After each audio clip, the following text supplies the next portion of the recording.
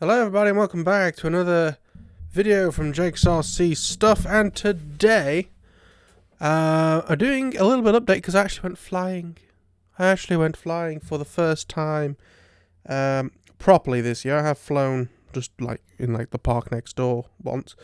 But yeah, so it was actually on the 3rd of April. This is currently the 10th, it's a week later. But if I didn't do this soon, it was just going to make no sense. And the reason why I want to tell you about this day is it gives you an update on some of the planes that I flew, and that we've worked on recently on the channel. So first thing I did was the very first flight with the Futaba 16. I'll be honest with you, I didn't do a range test because I forgot. But it was great. What for needed a bit of a trim. So I was like, I need a haircut. I need a friggin' haircut. It's ridiculous. But I need a little bit of trim. That's something that I've noticed because, actually, to be fair, the What 4 was a completely brand new model, wasn't it? As in model on the radio. So that doesn't surprise me. But no, it flew fine. Yeah, it flew fine. It was a test of the Futaba. I then moved on to the EFXtra. Now, the EFXtra hadn't actually moved onto the 16 at the time, but I had the 14 with me to fly it, and I decided, oh, sod it. There was nobody here other than me at the time, so it went quite early. So, I'm going to turn that off. That was my Facebook Messenger. I decided that I'd move it over while I was there. So, I put the memory card in the 14, copied it on, put it into the 16, switched it on, bound it, flew it, fine. One thing that I am going to say is that even though it was seemed to be a model swap across, every model I flew needed trimming slightly, which is possibly due to calibration or something. I didn't calibrate the 16. Don't know if I ever calibrated the 14, but there can be those differences there. Now, before I go any further, I realised that I didn't say something at the start, and I just want to say this in case people start panicking. This is in the style of a podcast. I used to do a podcast.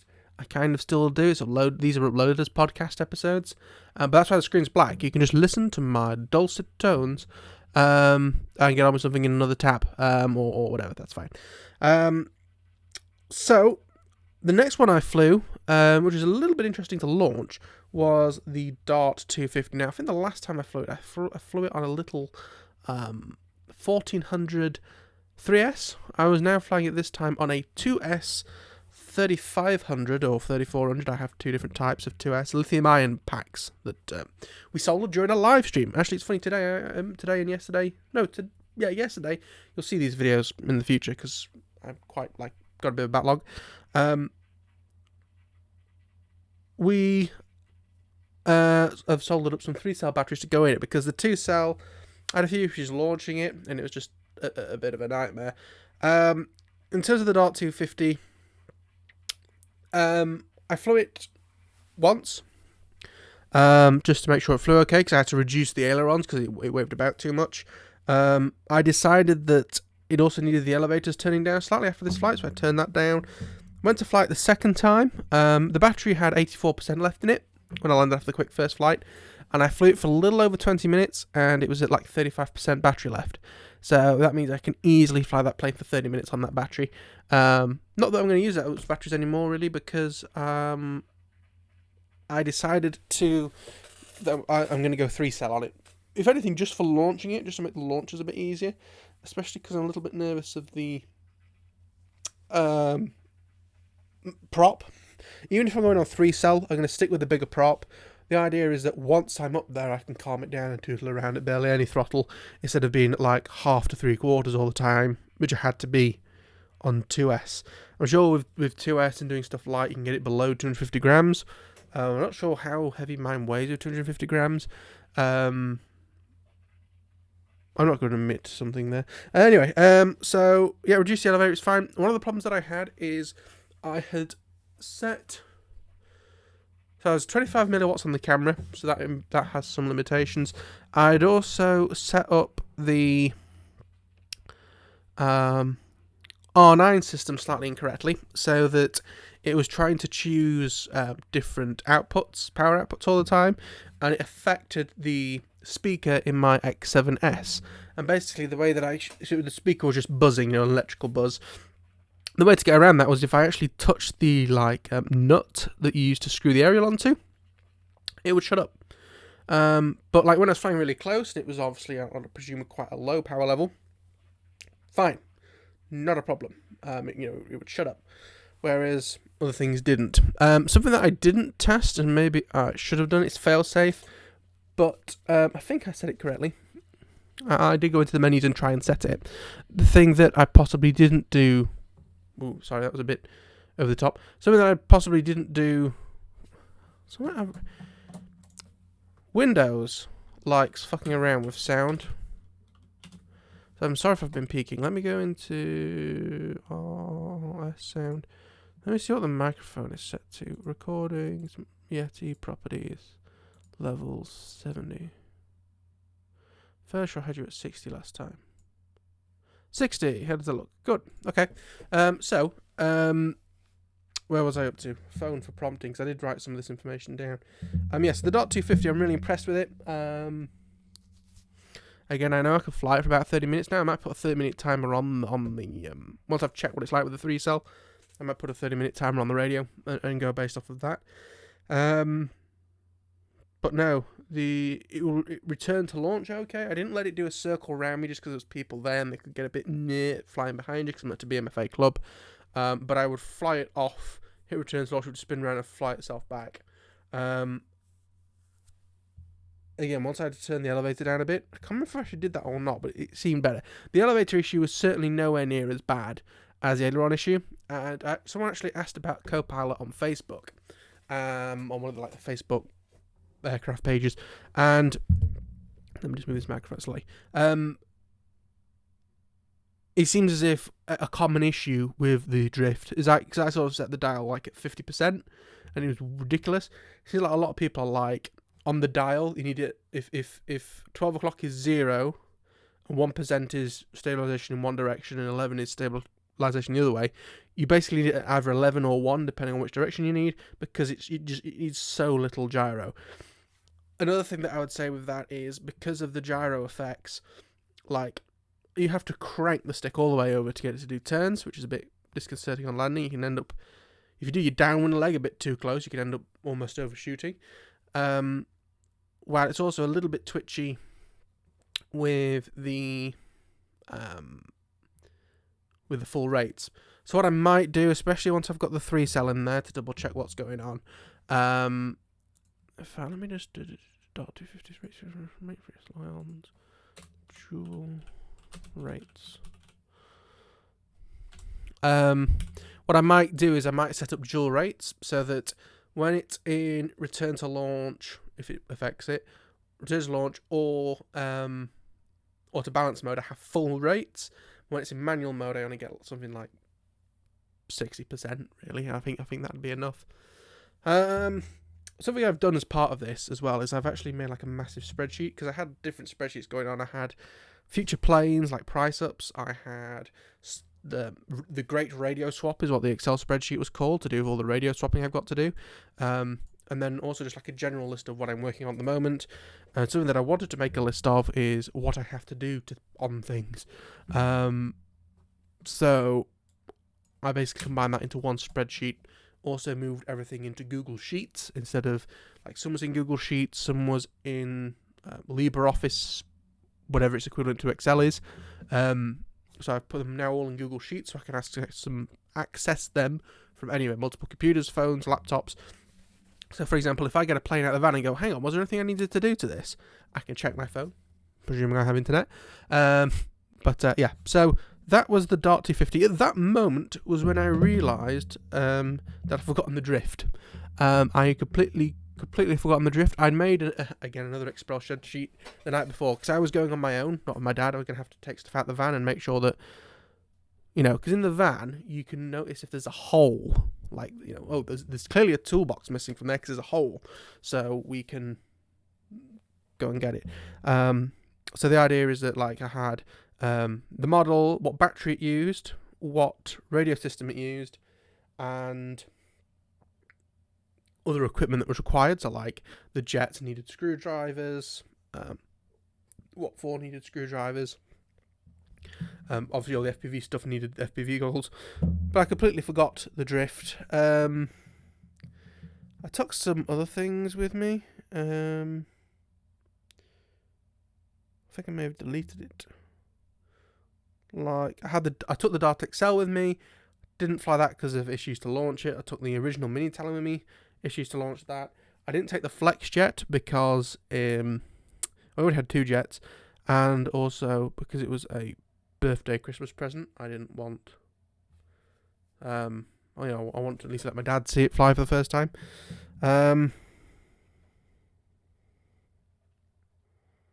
But yeah,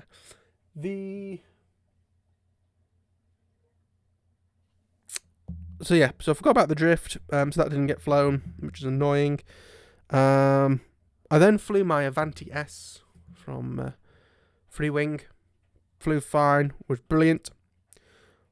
We then had some disasters. So I was assembling the AXN, that needed its test flight. I had it assembled. I put it on the roof of my car, tail facing into wind, which is the way that you should do it.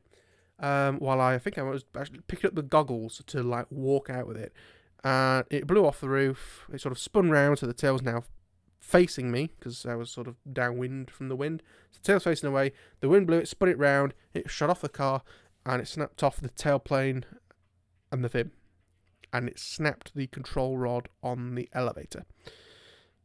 That has already actually been fixed. As of the time I'm recording this video, there is a video on me doing it, which will come at a later date. Currently scheduled for, because I can check this stuff, the 30th of April. So 20 days for you to wait for that. But I've already fixed that. That's ready to go again. And then the big disaster, the Viper jet.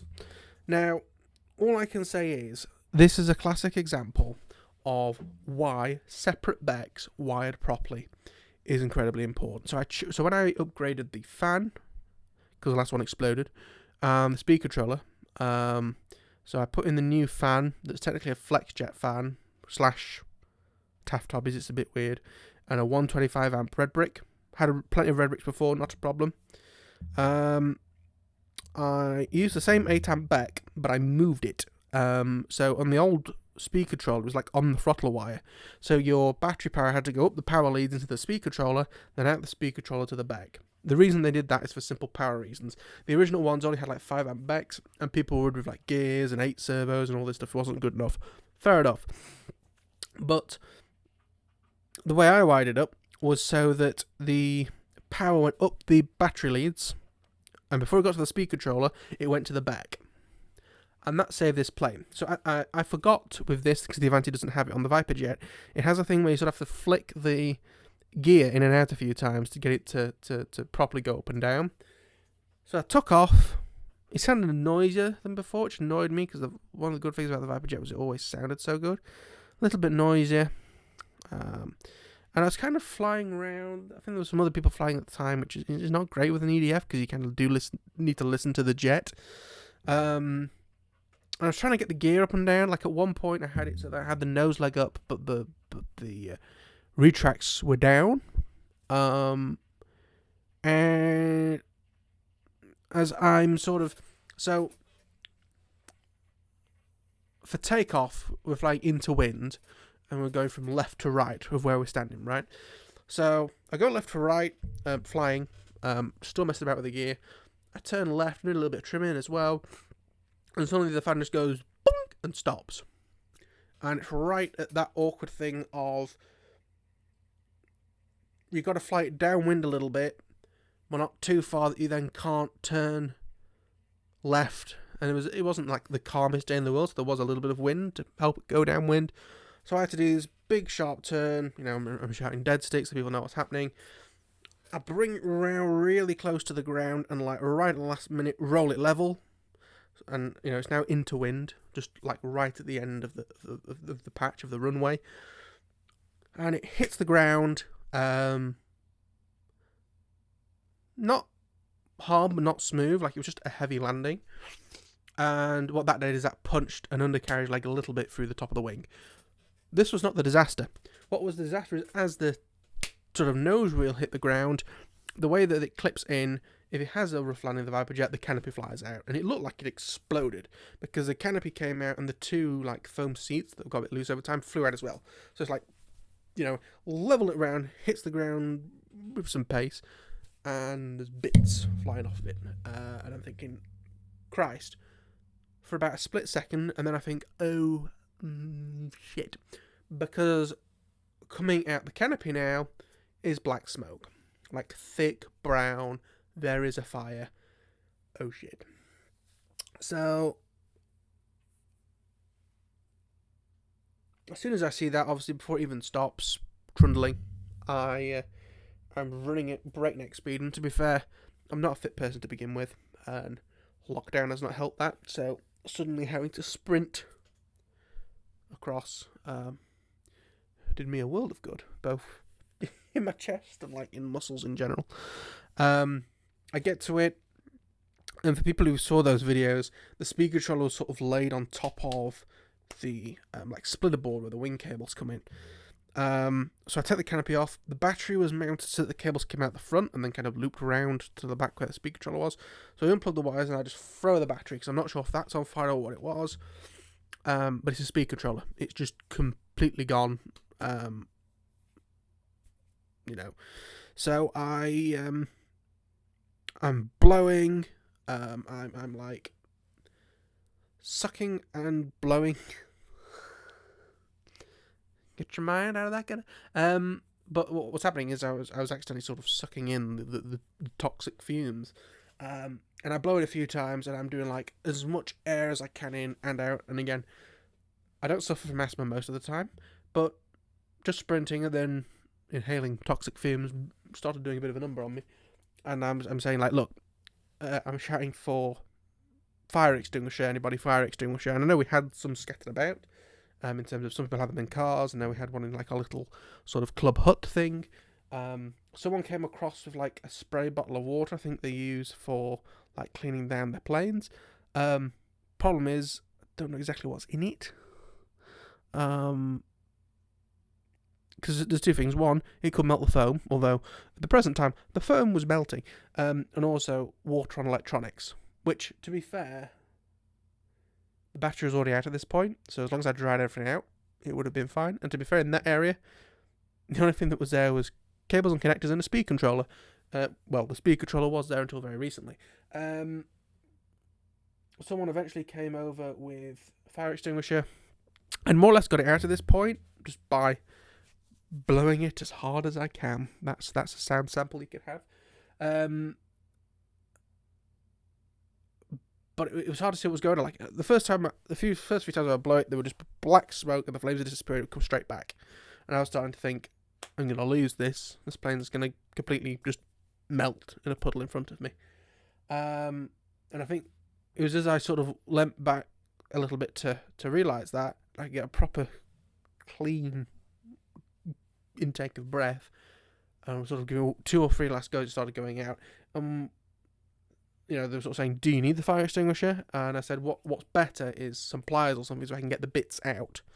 Because I think what was happening is hot bits of metal, like the heat spreader, capacitors, things like that, were sort of sat on a piece of plywood that I think was, at this point, was sort of smouldering, and sort of that was what was left.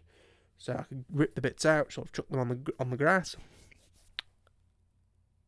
And then you know, I could see what was there, and has it made a mess? Well, as I say, the wing has a slight punch through the wing. I think it's been punched through that wing before.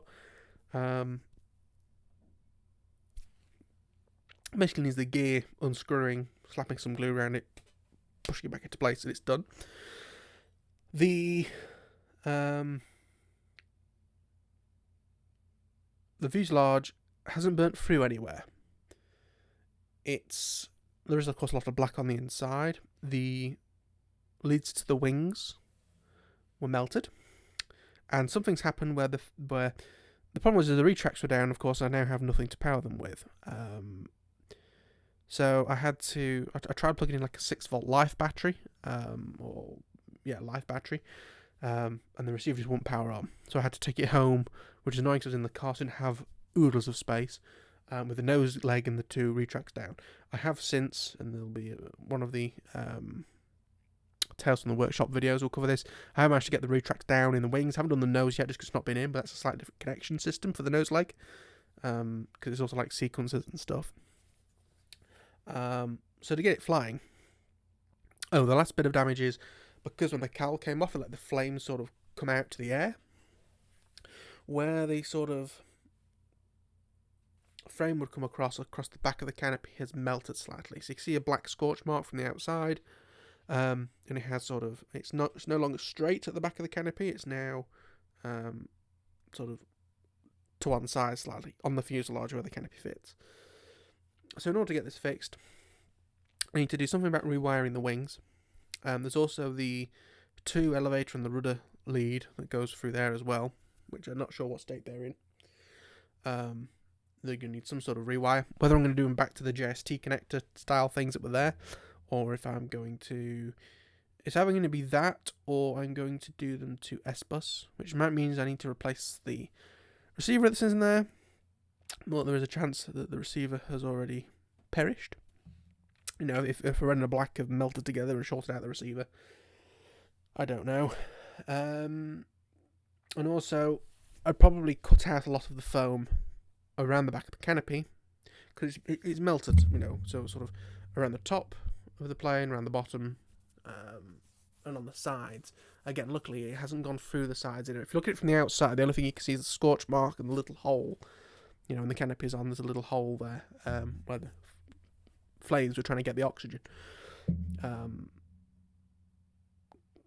What I need to do is I need to cut out where it's melted and make it straight again at the front. And the canopy's now a bit sloppy because, again, some of the material's gone. So I just basically need to cut out some of the dead material, glue in some new stuff. When am I going to do this? I don't know. I think it's going to be a sit on the shelf, and then one day I'll feel like getting it out again. It's one of those type of annoying things. Obviously, it's going to need a new speaker controller. I'm not sure if it was a case of too many amps, because they recommend 125 amp. I got 125 amp. Should have been able to do bursts as well. And as I say, I was only like, because I was trying to sort the undercarriage out, I was only like half throttle, 3/4 throttle. I think actually at the time when it died, I'd moved it from like half to 3/4, maybe 4. It was sort of opened it up, 1 or 2 seconds later, ding, it had stopped. I think 'cause I was starting to go downwind. I'd put the power on. It's fun. One thing I will say, because I did the same thing with the Avanti as well, although that's not as critical because it doesn't take so long to get off the ground. I've got flaps. You know, it's just something that you forget because it's something you're not used to.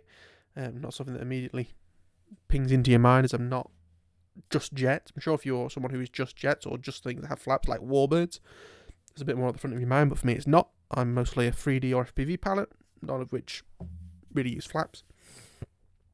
So the takeoff run, it barely got off the ground because the Viperjet needs a lot of room anyway, because it's a much bigger, heavier model.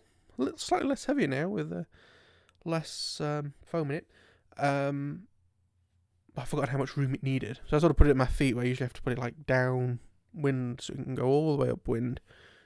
But it will fly again eventually. As I say, I'm not sure if it was too many amps, or if, for example, I didn't have the right timing on the speaker controller, because these red bricks, I've never had one fail before. So I did buy 200 amp at the same time, the idea of putting that in a fast fun jet. What I might end up doing is, depending on what comes first obviously, but I think I'm going to put 200 amps in there because there's no size difference, so we're safe in that regard, and set the timing. I checked the listing on Banggood and there's no information on the timing, because with Banggood things can just disappear, so I thought, well, let's try and grab what it should be. I think the only thing to do is like an amps check, and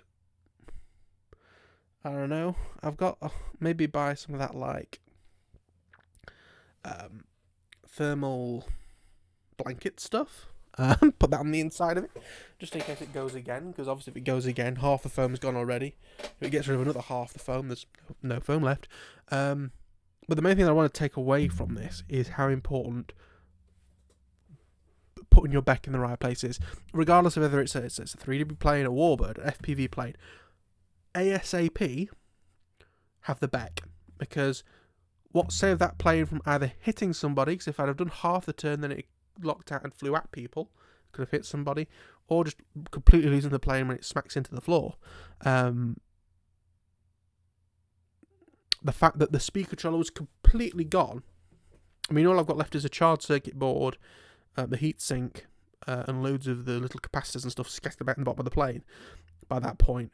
The reason why I was able to land it was because the power leads were flailing about in the back, not connected to a speed controller anymore, but the back was still connected. In terms of other equipment, the back looks like the heat shrink's been melted because it's like next to the speed controller.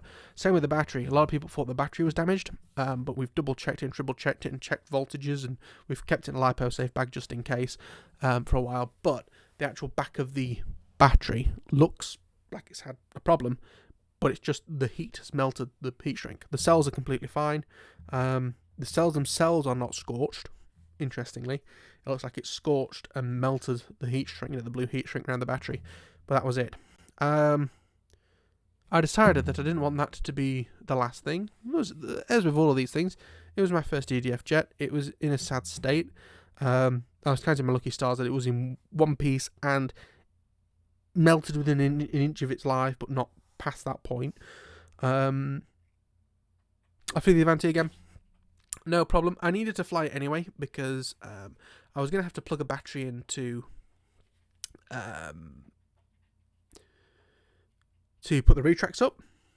So I thought, well, as I'm putting a battery in, might as well fly it. Flew it, it was fine. And also, so I could test it on the new Futaba because I'd moved it over, the Extreme Flight Extra. And it's one of these things where I forget just how good it is. I've said before that the Flying Giants Extra that HobbyKing's just re-released, the Extra 330LX or whatever it's called, with a new red and white scheme that's pants compared to the old Flying Giants one.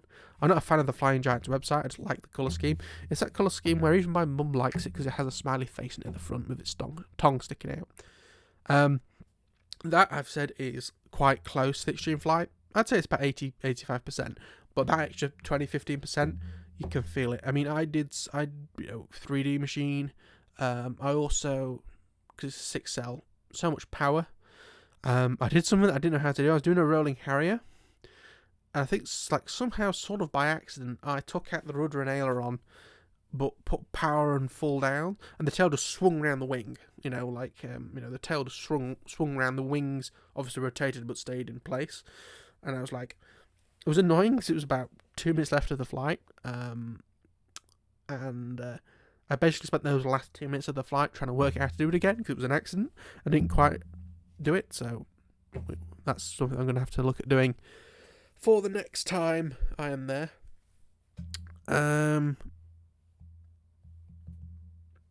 It's one of these things as well where, and it's another thing that I've noticed about the Futaba, I need to change the dimming again on the screen because I'd keep looking for timers and the screen's blank because there's no backlight and I've got sunglasses on. I have to press the button to then see the screen, which is aggravating. It's one of these things where at the minute I think it's set to a minute. Considering most of my flights are 5 minutes or less because they're power-hungry electrics, I may set it to 5 minutes. It's going to reduce the battery life of the radio, but not critically. We always have ridiculous amount of spare batteries because a lot of our radios are the same. Like my 14 was the same, my dad's 18 was the same, X7S used the same battery. Now we've got this. We've got 5 batteries kicking about.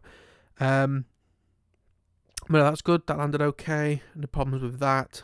So I was just checking the timer because it was about at about 4.5-5 minutes, and that model could fly for 7 or 8 minutes, and I was just not used to it. So I was like, well, the only long flights that I do nowadays with FPV stuff, lots of my electric stuff are either jets that just super power hungry and only fly for 3 or 4 minutes, or larger 3D like my Kiki Yak, which again only flies for about 5 or so minutes. It's interesting though that when I look at the big list of all of my planes, a lot of them are not ready to fly because they're listed as conversion, which means they need moving to a different radio. But I actually only have 3 that are okay at the minute, which is the EFXtra, the Avanti, and the Extra 300. Because on the way home, I noticed I broke the tail wheel on my Watt 4. It's a known crap thing. I may look at 3D printing one. I may just glue it. I may just buy one as a spare. I may just rip it off. and have a skid instead. But I think it somehow, like, in order to make it a steerable tail wheel, it goes into the rudder, so it's kind of, if I don't have that, the rudder's got more chance of being ripped off in the future. But anyway, so that got broken on the way home. So I broke 3 of them. One of them needs, so obviously AXN fixed already, ready to go again. Viperjet is going to be put into longer term storage where I can fix it. And the Watt 4 I haven't looked at yet and need to see what I actually need to do. But we're a little over 30 minutes. I've started losing my voice and a bit of got a cold, which is fantastic. But I'm going to leave it there. I thank you all very much for watching. If you enjoy these type of talky episodes, please give it a like so I can know that I can possibly do more of them. Apologies if the sound has been a little bit blur in places. I wonder if, because when I'm doing some things like Purple People Eater, no, sometimes it seems to like suddenly jump up. I wonder if I need to get like a pop filter. It should have a built-in pop filter of some sort, and it also comes with like a hairy muff you can put on the end. Don't we all? But maybe I need to get a separate pop filter for stuff like this nowadays. Windows updates drivers and then breaks things, or does a Windows update and then breaks things. So suddenly it'll have the microphone volume at 100% when it should only be 60 really. Or like when I started this, it was at 70, when I think 60 is better. But anyway, what's good about this is that I'm probably just going to straight upload it. I'm not going to bother with any of the other bull of like editing it and stuff, because all I would do is put text in the background. I don't need to cut anything. But yeah,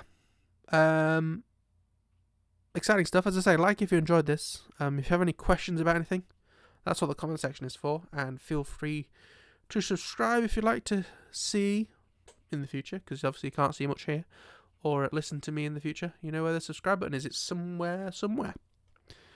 But I thank you all for watching. I'll see you all in the next one.